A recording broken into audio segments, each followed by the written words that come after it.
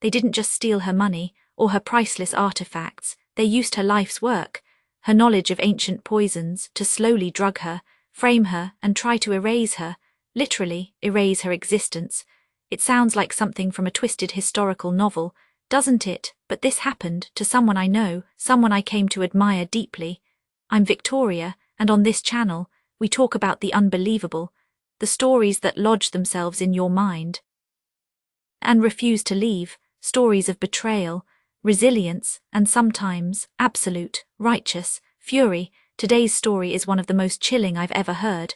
It involves family, trust, and a level of calculated cruelty that takes your breath away. But it also involves a brilliant, almost terrifyingly clever, reclaiming of power. You absolutely need to hear how she turned the tables. So click that subscribe button right now, trust me. You don't want to miss the details of this fight back. I want to tell you about Elena. That's not her real name, of course. Privacy is paramount here. When I first met Elena, she seemed, well, quiet, retired, scholarly. She spent her life as a respected historian, specializing in ancient cultures, particularly their medicine and their artifacts. You'd picture her in a library, surrounded by dusty books, gentle, perhaps a little frail. And maybe that's what they saw too. Her grandnephew, Marcus, and his wife, Chloe, they saw an easy target. They underestimated the steel hidden beneath the surface, the sharpness of a mind trained to analyze the past, to see patterns, to uncover hidden truths. They had no idea who they were dealing with. Elena agreed to let me share her story, in her own words, because she wants people to know this can happen, and she wants them to know you can fight back. Even when it feels impossible, even when the betrayal cuts so deep, you feel like you're bleeding out. Listen now to Elena's voice, her experience. It started, innocently enough, doesn't it always? A fall, a minor one, but enough to shake my confidence. I was getting older, living alone in the house filled with my life's work. My books, my small collection of artifacts, memories, tangible pieces of history. Marcus, my sister's grandson, he'd always been attentive, charming. He and his wife, Chloe, seemed genuinely concerned. Aunt Elena, Marcus said, his voice full of warmth. You shouldn't be alone right now. Let us come stay for a while, just until you're back on your feet. Chloe nodded, her eyes wide with apparent sympathy. We can help with the house, the cooking, make sure you're taking your vitamins. Vitamins, yes, that's how it began. Looking back, it feels so naive, trusting, but they were family, weren't they? They moved into my guest rooms. At first, it was lovely, helpful, considerate. Chloe took over the kitchen, brewing special herbal teas she claimed were restorative, calming. Marcus helped with online banking, paying bills, tasks I'd always managed but found increasingly fiddly. He'd sit with me, showing me balances, transactions. Everything seemed normal. Too normal. My collection, my artifacts, small things mostly, antique coins, fragments of pottery, a few rare medical texts. I'd spent decades acquiring them, authenticating them, loving them. They weren't just objects, they were connections, to the past, to my passion. Marcus showed such interest, asking questions, handling them gently, or so I thought. The fatigue started subtly, a deeper tiredness than usual. My thoughts felt fuzzy, sometimes like wadding through fog. You're just recovering, Aunt Elena, Chloe would coo, handing me another cup of her special tea. This will help, it's an old family recipe. Old, yes, very old. I started having trouble concentrating, forgetting details, appointments, things I never forgot. My mind has always been my sharpest tool. It felt like I was fadding, and they were right there to catch me. Don't worry, Marcus would say smoothly. I can handle that call for you. Let me manage the finances online, Aunt Elena. It's confusing, you need to rest. I felt grateful, initially, then uneasy, a prickle of wrongness. But I pushed it down. Denial is a powerful sedative. They took me to my doctor, expressing such loving concern. She seems confused lately, Chloe told Dr. Ramirez, her voice trembling slightly. Forgetting things, sometimes agitated. Marcus chimed in. We found some of her old research notes, talking about rare cognitive disorders, linked to, well, certain historical practices. She seemed obsessed with it. He produced pages, my asterisk research. Twisted out of context, highlighting sections on memory loss associated with obscure ancient remedies, toxins, things I studied academically. Not personally. Dr. Ramirez, bless her, was cautious, but Marcus and Chloe were so convincing, so worried. Tests were run, blood work, cognitive screens. The results were ambiguous, borderline, perhaps affected by the fatigue, the stress, the herbal supplements. Chloe pushed, gently, persistently. Maybe. Just temporarily, power of attorney for her medical decisions and finances, just so we can ensure she gets the best care, manage her affairs smoothly while she's unwell. It seemed logical. Presented that way, I was tired, confused, feeling increasingly frail. I signed the papers, a temporary measure, they assured me, just until I felt stronger. The fog thickened after that, days blurred, my energy plummeted. I felt disconnected from my own life. A ghost in my own home. Then, small things started vanishing. A Roman coin, gone from its display case, a medieval medical manuscript, not in its usual place on my shelf. When I asked, gently, hesitantly, Marcus looked baffled. Are you sure, Aunt Elena? Maybe you misplaced it, you've been a bit forgetful.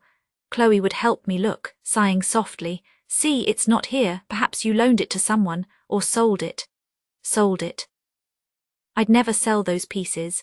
Gaslighting, I know the term now. Back then, it just felt like losing my mind. They controlled my medication, my food, my finances, my access to the outside world. Friends who called were told I was resting, not up to visitors. My emails, Marcus helped me manage them, screening them, deleting messages he deemed upsetting. Isolation, the oldest tool of control. They were systematically dismantling my life, my identity, piece by piece, and using my own knowledge, my own history, as the weapon. The financial drain was happening too, subtle at first, then bolder, large transfers, investments Marcus claimed he was making for me, online accounts opened in my name that I didn't recognize, activity, strange activity, involving antiquities dealers, shady ones, listed on forums I knew specialized in illicit trade. My identity, my reputation as a meticulous historian, being used, twisted. To what end? I couldn't grasp it. Yet the fog was too thick, the weakness too profound, until one afternoon, Chloe was out, Marcus was supposedly working in the study. I was sitting by the window, feeling that familiar heavy lethargy. My gaze fell on the small bin beside my armchair, where Chloe often emptied my teacup. A glint of glass, unusual, my hand trembled. But I reached down, fished it out, a tiny vial, empty, mostly, but with a faint residue, a botanical smell, strangely familiar, not from Chloe's family recipe, something else, something specific, something I had researched years ago, written about, lectured on, an extract from aconitum, monkshood, wolfsbane, known in ancient Greece, used carefully, sometimes medicinally, sometimes not, causes fatigue, confusion, heart palpitations. Nerve issues, mimics neurological decline, difficult to detect in standard tests unless you know exactly what to look for, and the amount, tiny, consistent, enough to debilitate, not kill outright, not quickly anyway. It wasn't just neglect or opportunism, it was deliberate, calculated, poisoning, using my own life's work, my expertise against me, to make me seem incompetent, frail, mentally unsound, to gain control, to steal, to. What framed me? The fog didn't just lift, it evaporated, instantly replaced by something cold, hard and sharp, rage, not hot explosive anger. No, this was different. This was the fury of betrayal, deep, absolute, the fury of seeing your life, your legacy, systematically destroyed by those you trusted, loved, the fury of being underestimated, dismissed, treated like an object. They thought I was a frail old woman, lost in her books. They were about to find out how wrong they were. A historian doesn't just study the past. We analyze it, dissect it, understand motivation, strategy, consequence, and sometimes we learn its darker lessons. They had started a war, using weapons from my world. I would finish it, using mine. Okay, just pause here for a second. Can you even imagine? Realizing your own family is poisoning you, using your own knowledge, the level of betrayal, the cold-blooded planning, it's staggering. This is where Elena's story shifts, dramatically, from victim to strategist, fueled by pure, righteous fury. If you're finding this as gripping as I am, make sure you're subscribed. Hit that notification bell, because the way Alina turns the tables, it's a masterclass. You need to hear this. Now, back to Alina. The vial, that tiny piece of glass, became my anchor, my focus, proof, tangible proof of their deliberate cruelty. My mind, cleared by adrenaline and fury, started working like it hadn't in months. The historian kicked in. Observe, document, analyze, plan. First rule, don't let them know you know. I had to pretend, maintain the facade of the confused, declining old woman. It was the hardest acting job of my life.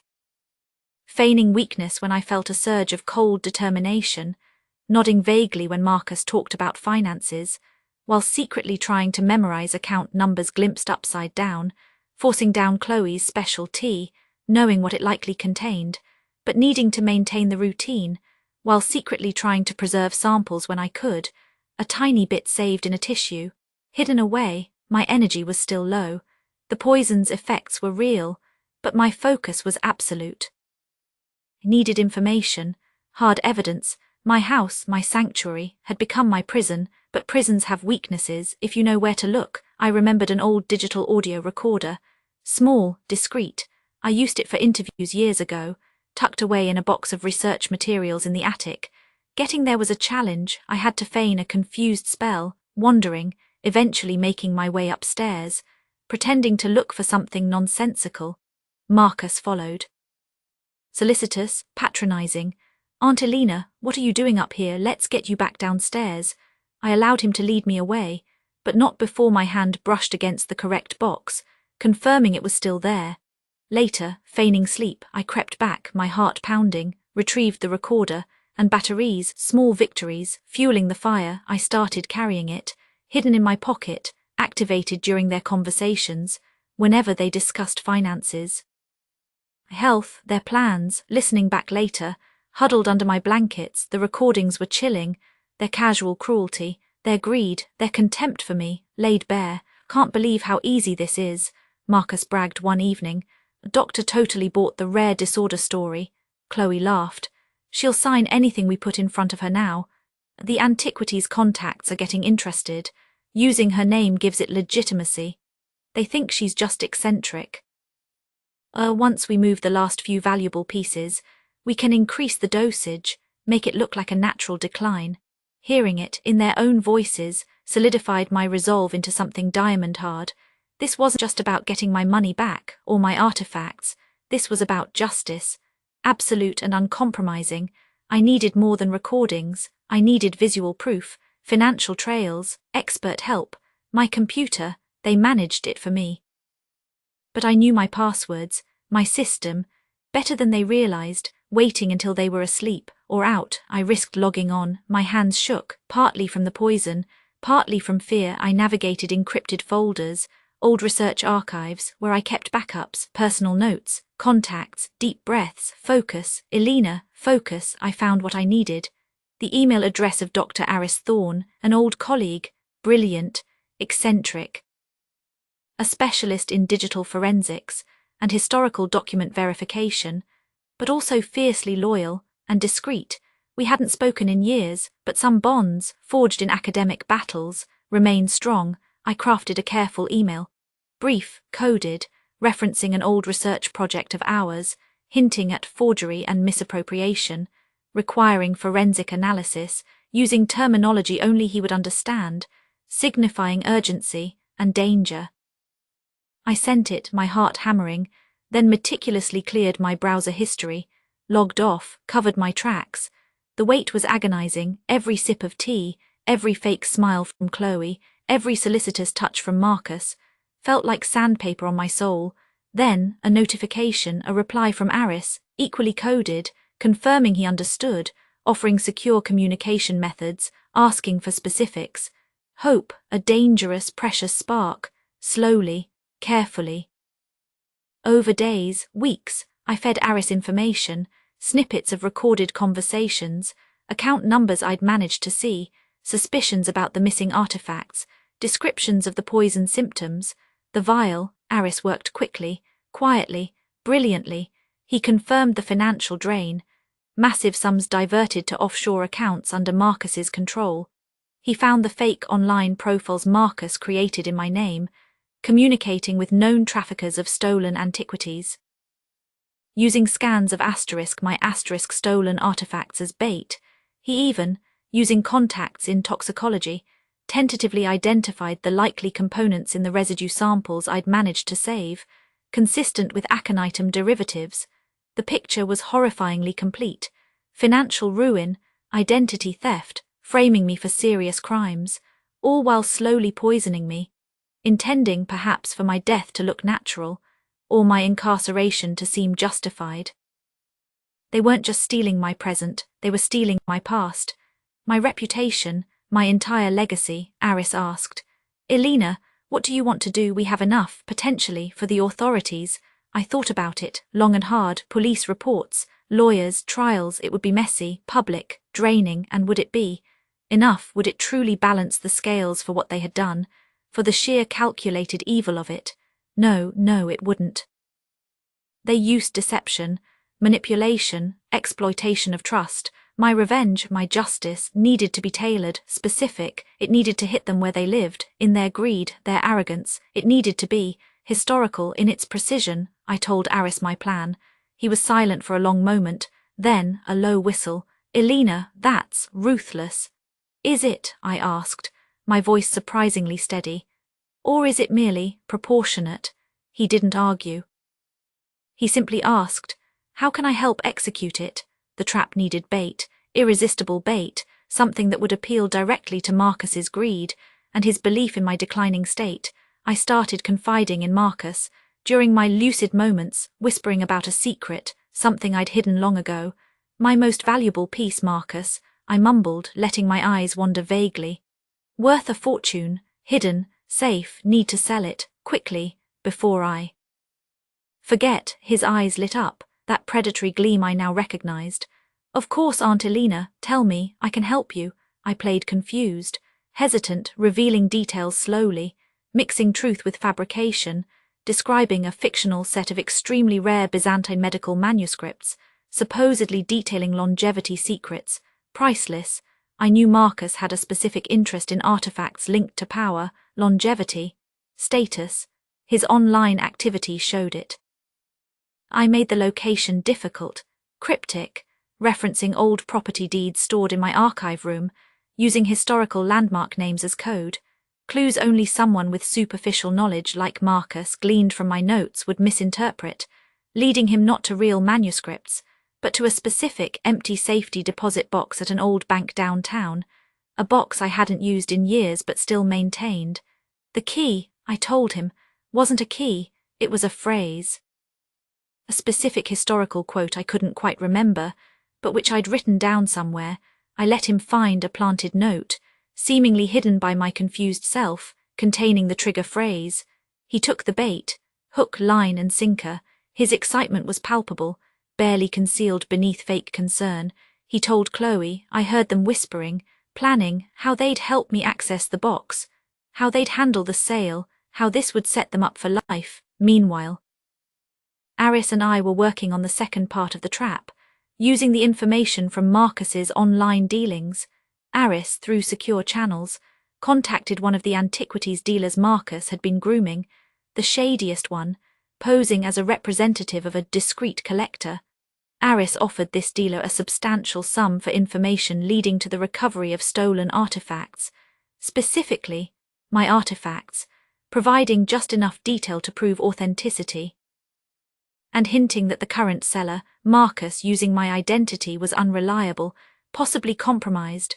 Greed, it cuts both ways. The dealer, smelling bigger money and less risk, agreed to cooperate. Secretly, he would play along with Marcus, agree to a meeting to finalize the purchase of other items. Marcus had offered items stolen from me, but the meeting would be under surveillance.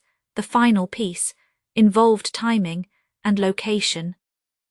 I insisted that accessing the safety deposit box and meeting Marcus's buyer happen on the same day, need the funds from the box to facilitate the other sale. I mumbled convincingly, must be done properly.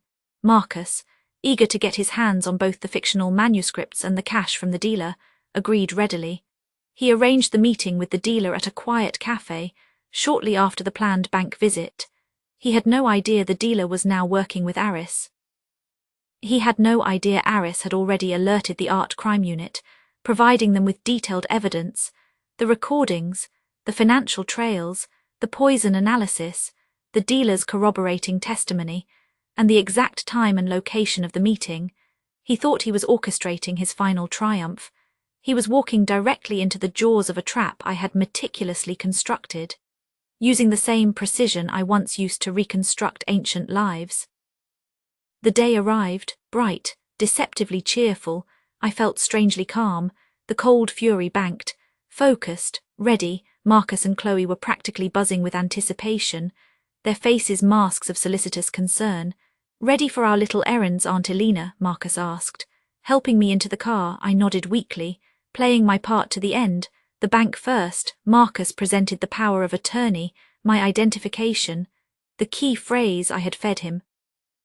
The bank manager, alerted by Aris beforehand about potential fraud involving this specific box, played along perfectly, polite, professional, asking standard security questions, which Marcus answered smoothly. Using information gleaned from my stolen files, he accessed the box. I watched his face, remotely, via a tiny camera Aris had helped me conceal in my brooch, feeding video to Aris's secure network, the flicker of confusion, then dawning horror. As he found the box empty, except for a single newly printed card, on it, in elegant script, a quote from Hippocrates, the father of medicine, "Ars longa vita brevis," art is long, life is short, and underneath, another quote, one I knew Marcus wouldn't understand, but the police later would. It referenced the specific section in my research dealing with aconitum poisoning, and its legal consequences in ancient Roman law. His mask slipped, just for a second, revealing pure baffled rage. He recovered quickly, slamming the box shut, turning back to the manager with a forced smile.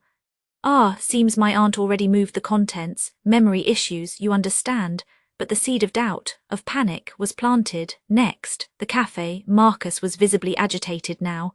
Tense, Chloe tried to soothe him. "It's okay, honey, the manuscript wasn't the main thing. The buyer, the cash. That's what matters." We arrived, settled at an outdoor table. The dealer, a slick, nervous man, arrived shortly after. Plainclothes officers were already seated nearby. Blending in, Aris monitored everything remotely. Marcus launched into his pitch, trying to regain control, offering the stolen artifacts he'd brought. A few coins, a small Roman glass vial, things easily concealed. He was using my name, my reputation. My aunt, Elena, the historian, wishes to divest parts of her collection privately. The dealer played his part, examining the items, nodding, negotiating price. Then, the signal.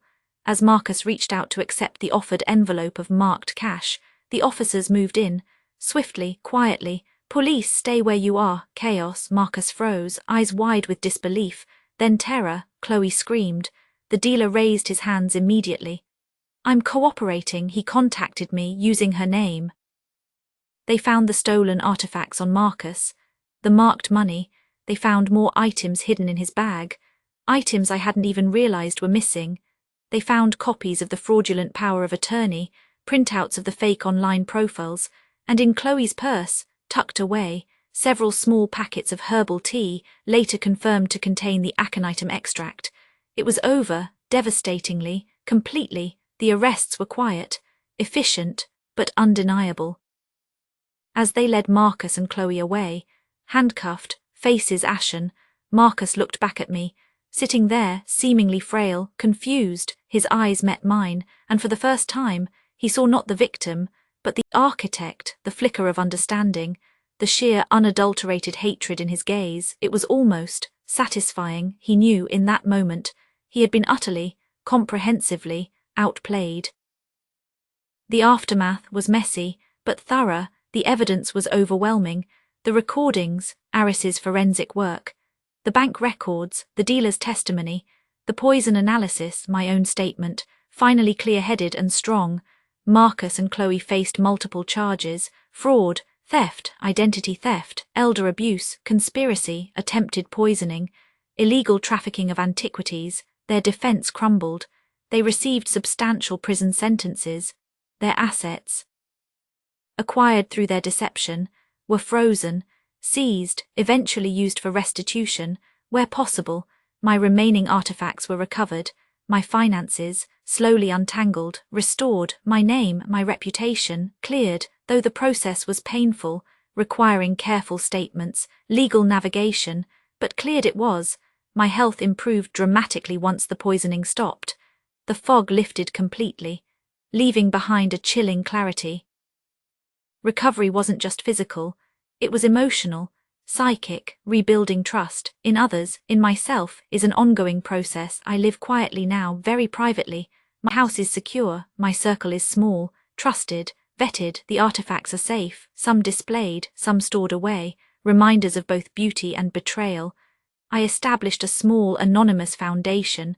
Using some of the recovered funds, it supports research, not into ancient history, but into modern deception, specifically methods for detecting and preventing sophisticated elder fraud, financial abuse, medical manipulation, using historical analysis techniques, pattern recognition, forensic linguistics to spot the predators before they strike. It's my way of ensuring my experience, my fight back, serves a larger purpose. My revenge wasn't just about punishment.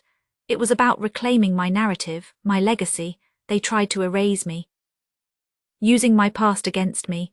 Instead, I used the lessons of history, its sharpest, hardest lessons, to ensure their futures were justly, irrevocably, erased. Ours longer, indeed. Art, skill, strategy, endures. Their short, grasping lives did not. Wow, just wow. Elena's story, the calculation of the betrayal, the sheer nerve, and then her response, that cold, precise fury, turned into a weapon, using her historian's mind, not just to study the past, but to shape the present, decisively. It's intense, isn't it? The lengths they went to, the poisoning, the frame-up, and the lengths she went to, for justice. Some might call her actions ruthless, vengeful even, setting that trap, ensuring their utter downfall. But when you've been pushed that far, when everything has been stolen, your health, your money, your identity, your legacy, what is proportionate, what is justice? Is it turning the other cheek, or is it ensuring, absolutely, that they can never harm anyone again? Elena chose her path, fierce, unrelenting, brilliant. She reclaimed her life, her power, on her own terms. What do you think? Was it justice, pure and simple? Or was it something more, something harder, revenge? And does it matter what we call it, when the result is safety, vindication, peace? Let me know your thoughts in the comments below. I truly want to hear your perspective on this one. It's a story that challenges easy answers.